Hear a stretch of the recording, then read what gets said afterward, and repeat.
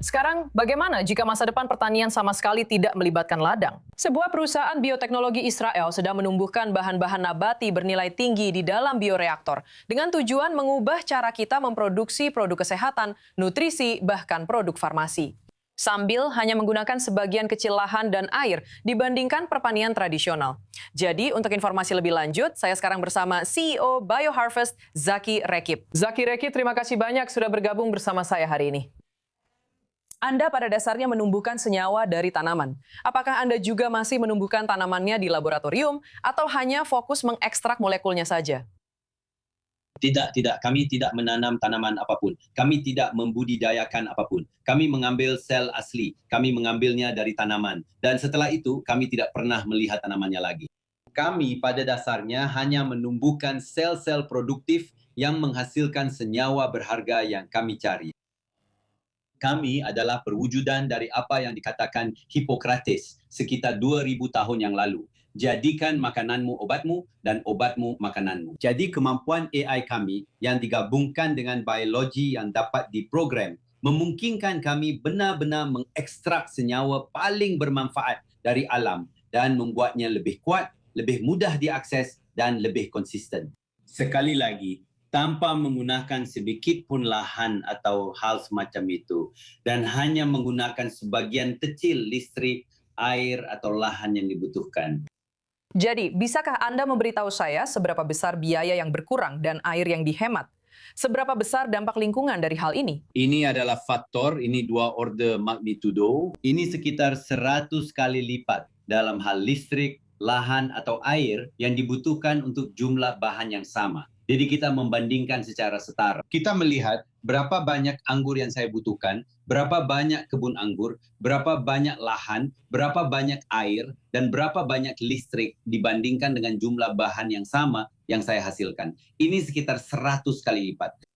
Jadi, bagaimana Anda berencana untuk meningkatkan produksi Anda? Karena ada perusahaan lain di seluruh dunia yang juga mencoba melakukan apa yang Anda lakukan. Tapi bagaimana mungkin meningkatkan skala produk Anda sehingga biayanya bisa ditekan dan benar-benar menjadi sukses? Jadi kami telah mengembangkan platform milik kami sendiri yang memanfaatkan AI, otomasi, visi komputer dan biologi yang dapat diprogram. Kami menghabiskan 15 tahun untuk menyempurnakan platform ini dan itulah sebabnya kami bisa mencakup berbagai industri. Kami sangat kompetitif dari segi harga.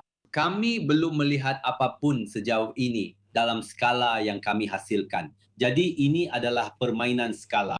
Dan kami berharap para pesaing kami terus membuat mereka bekerja keras. Pada saat mereka melakukan apa yang kami lakukan hari ini, kami sudah lebih maju dan kami akan, Anda tahu, menjadi satu tingkat lebih baik. Tapi sekali lagi, seperti yang saya katakan, kami menggunakan biologi yang dapat diprogram. Kami menggunakan AI, kami menggunakan visi komputer, dan kami memiliki ahli biologi sel terbaik yang siang dan malam benar-benar menyempurnakan apa yang kami lakukan. Dan kami hanya fokus pada sel tumbuhan. Itu juga salah satu kekuatan kami, yaitu tetap fokus pada tumbuhan.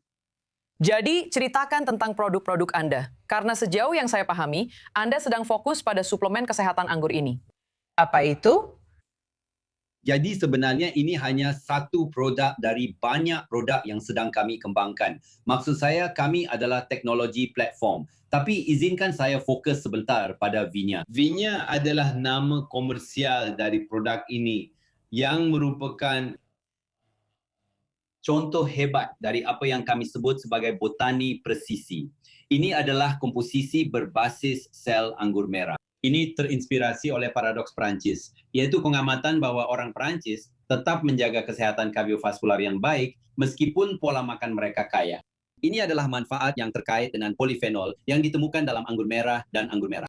Jadi yang kami lakukan, kami benar-benar menumbuhkan sel-sel yang mengandung konsentrasi tinggi polifenol ini. Salah satunya yang terkenal adalah resveratrol, dan kami memperbanyaknya.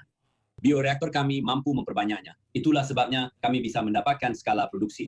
Dan dalam satu kapsul yang mengandung 400 mg bubuk ini setara dengan 1000 buah anggur. Anda harus makan 1000 buah anggur beserta semua gulanya atau minum satu botol penuh wine untuk mendapatkan apa yang akan Anda dapatkan hanya dari satu kapsul yang Anda konsumsi setiap hari. Jadi itulah Dan selain produk itu, kami juga memiliki produk lain yang sedang kami kembangkan di berbagai bidang dan tidak hanya di bidang nutraceutical.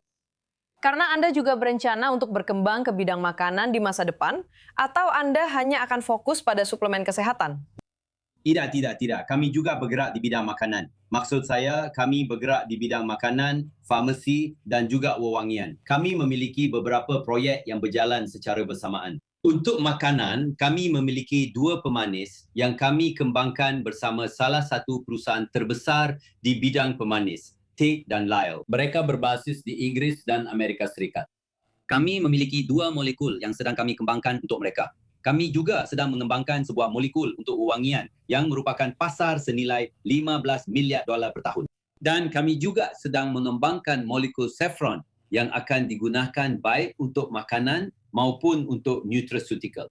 Saffron adalah salah satu bahan yang Anda tahu digunakan dalam kuliner dan merupakan salah satu yang termahal. 90% diantaranya tumbuh di Iran. Jadi ada juga masalah geopolitik dalam hal ini. Jadi kami mampu memproduksi saffron dan menjualnya baik di bidang suplemen, makanan maupun di bidang makanan.